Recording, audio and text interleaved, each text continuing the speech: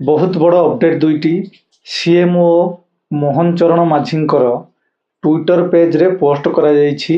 ओआईएसएफ रे केते वैकेंसी आसीबो आउ नुआ अदालत सृष्टि रे केते वैकेंसी आगु को आसीबा को जाउछि सेही सबु सीएमओ को ट्विटर पेज रे पोस्ट हेछि। चाहिले आपण माने मध्य चेक करि परिबे। एठी देखि पारुथबे कोन लेखा जायछि, लोकंक सरकार रे सुरक्षा को मिलुछि प्राधान्य।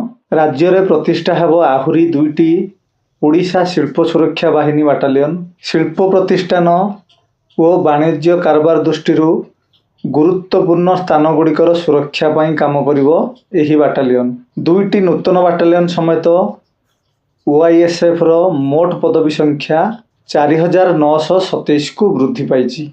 आगरु ओआईएसएफ रे पुराना बाटालियन रो वैकेंसी ता सह एबे जो दुईटी नुआ बाटालियन तैयारी हबो ओआईएसएफ रो पुराना बाटालियन रो वैकेंसी ता सह एबे जो दुईटी नुआ बाटालियन तैयारी हबो एथिरे 1944 टी पोस्ट नुआ प्लस पुराना सबु मिसिकी 4927 टी पोस्ट रो वैकेंसी बहुत शीघ्र आसीबा को जाउची।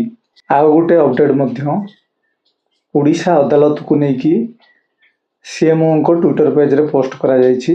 लोकंक सरकार रे सुदृढ़ हेउची न्यायिक व्यवस्था। राज्य रे प्रतिष्ठा हबो 56 टी नुआ अदालत। एई 56 टी अदालत रो सुपरिचालना पाई सृष्टि हेबो 840 टी नुआ पदवी। कोन विभाग रे केते पदवी रहिबो से सबु एठी मेंशन करा जाय नाही। से सब आमे आगो को देखिबा को पाइबा। एई सबु वैकेंसी आगो को आसीबा को जाउछि। सेही हिसाब रे पिला माने निजर प्रिपरेशन को कंटिन्यू करो।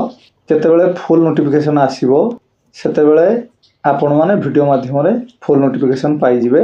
रहिली जय जगन्नाथ।